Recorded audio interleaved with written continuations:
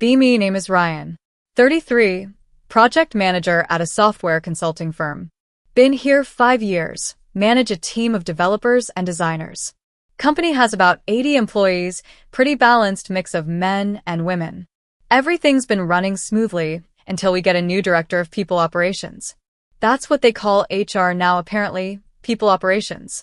Her name is Claire, 35, came from a big tech company in Seattle.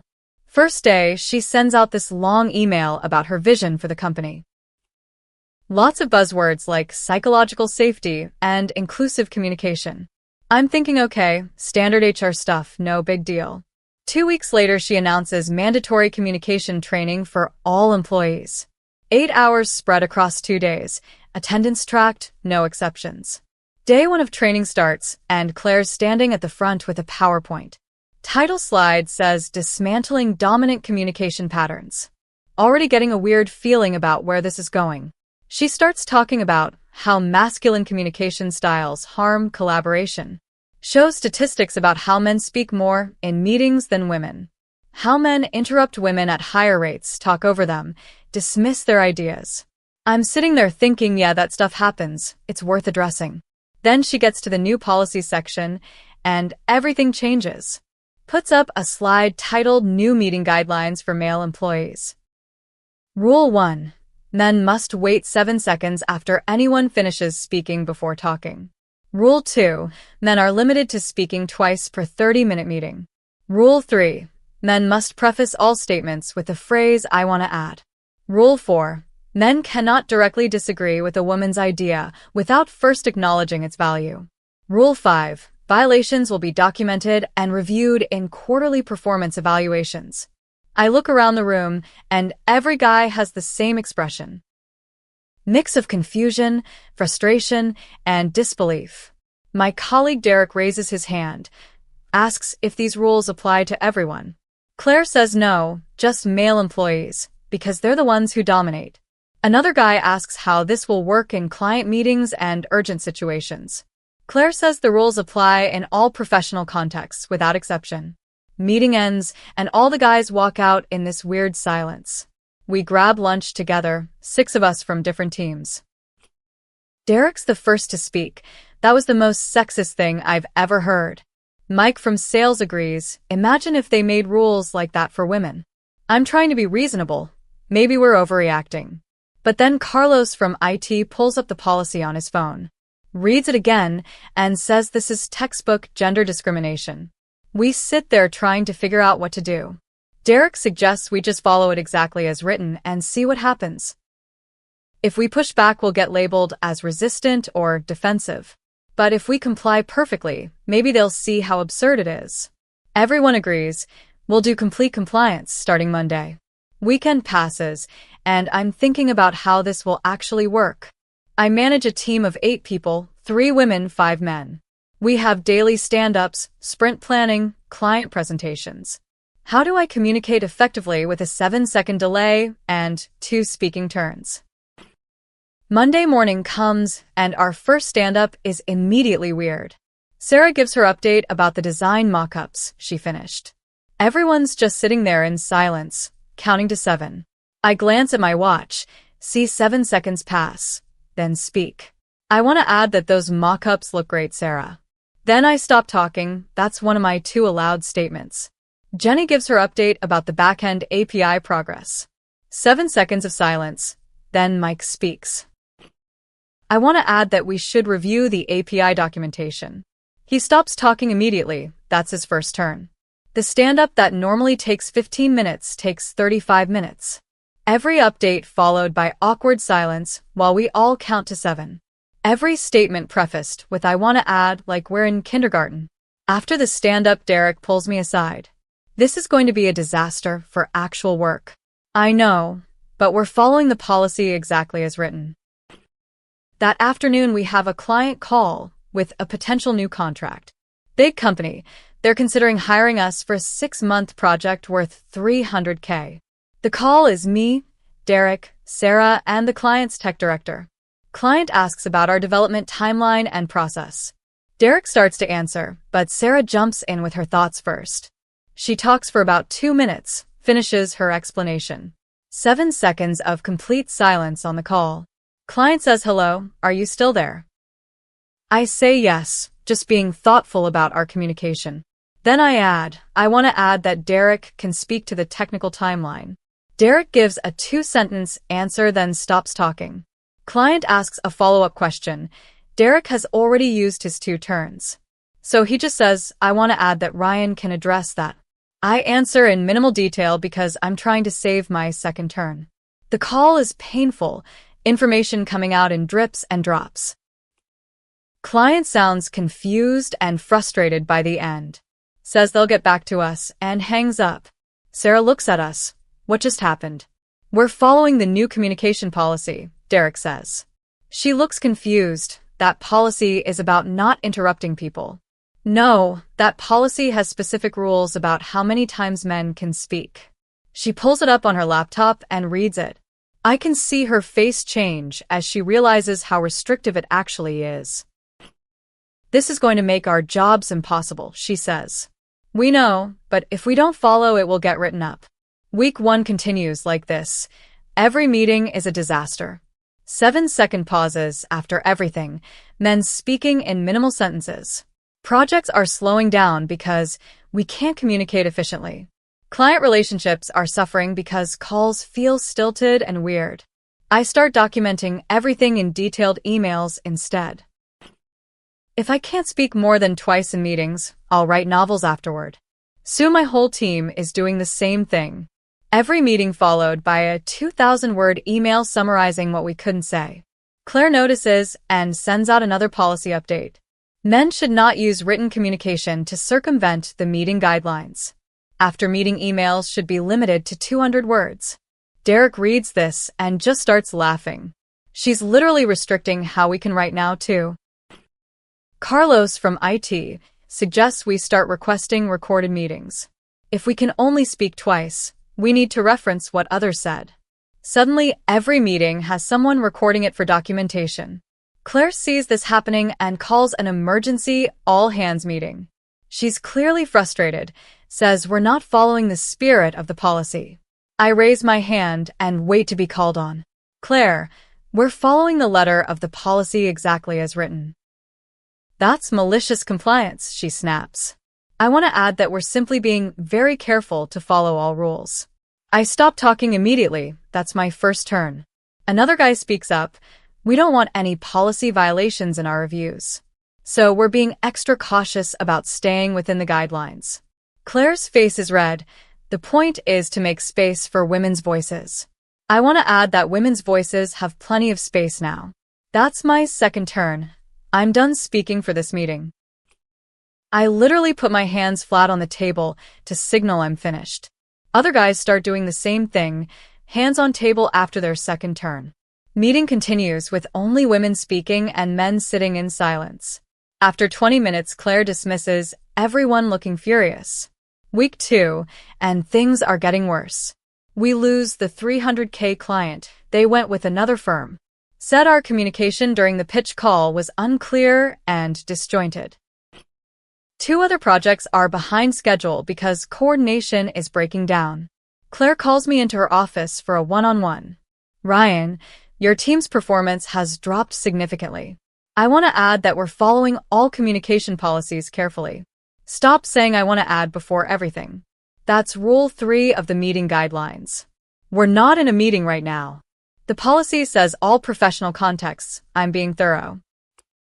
She takes a deep breath, clearly trying to stay calm.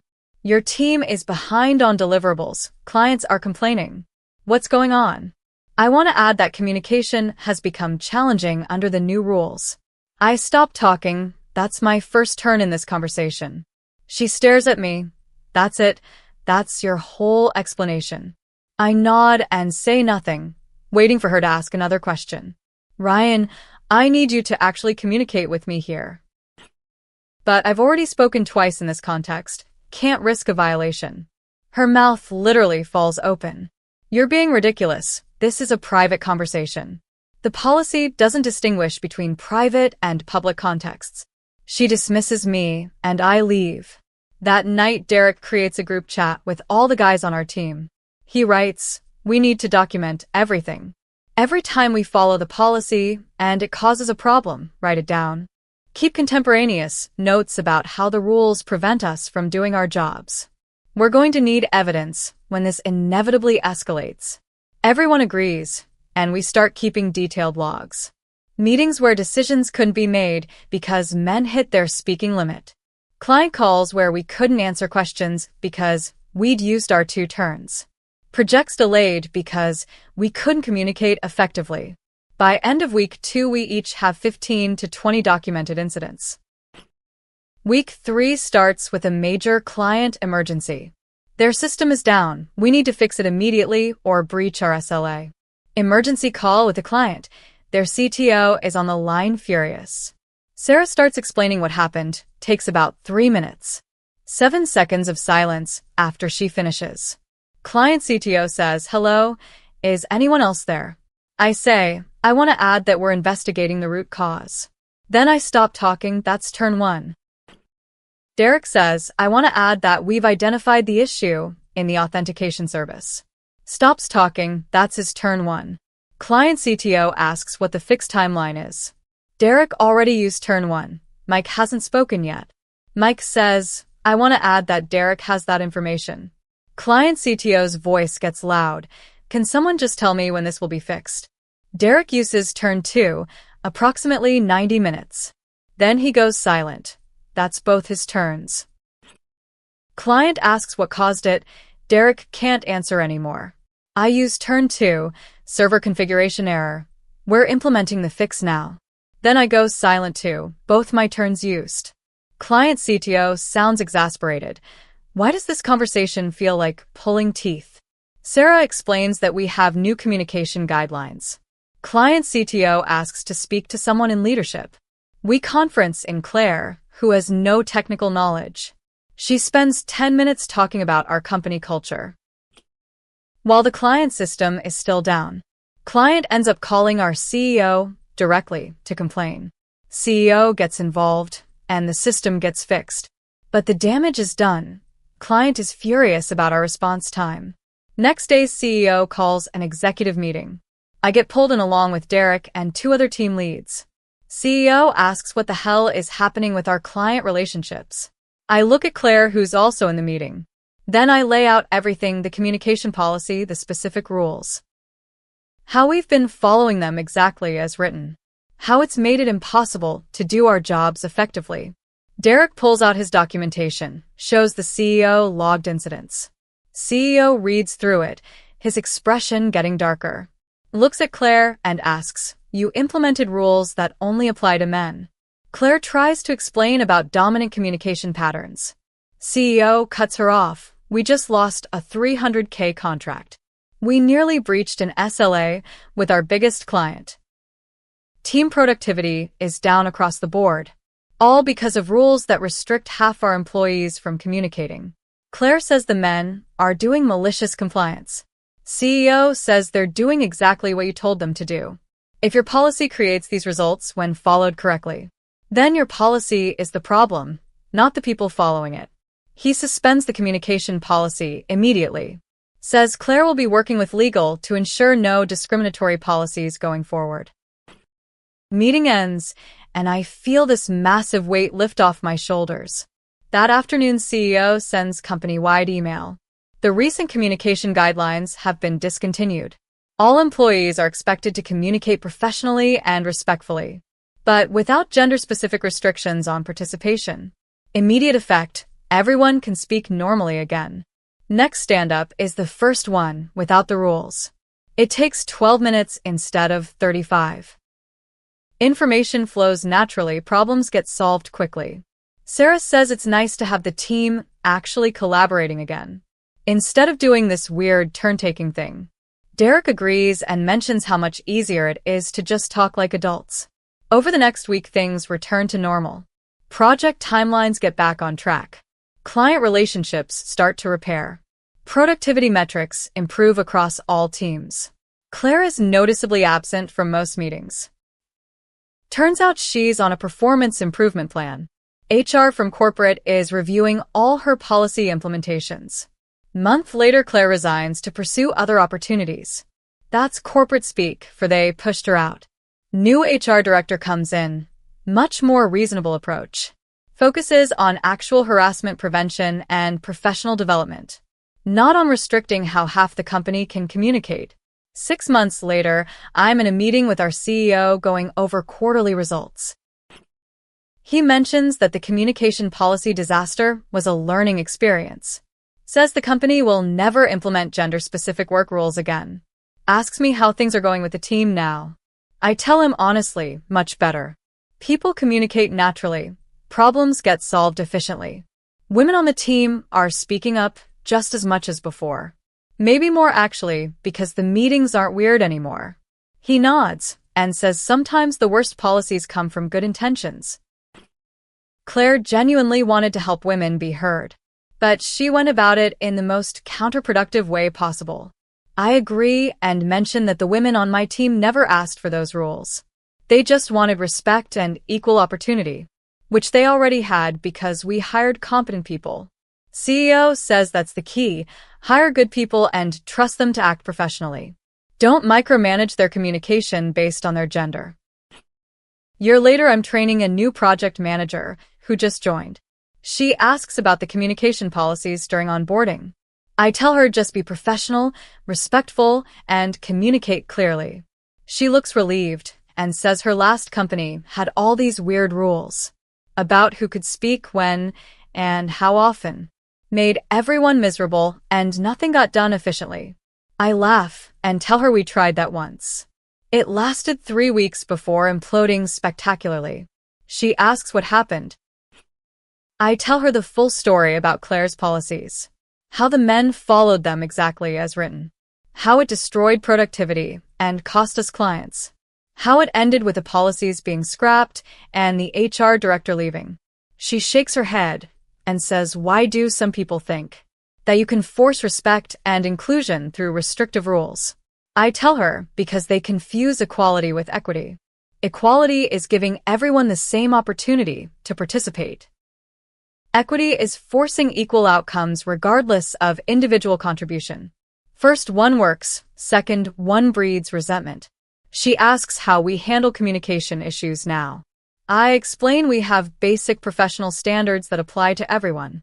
Don't interrupt excessively. Don't talk over people. Listen actively. If someone's being a jerk, we address it individually, not by creating blanket rules for an entire gender. She says that sounds much more reasonable. I agree and tell her welcome to a company that learned that lesson the hard way. Anyway, that's the story of how our HR director tried to restrict how men could speak at work and watched it backfire so spectacularly that she ended up losing her job over it.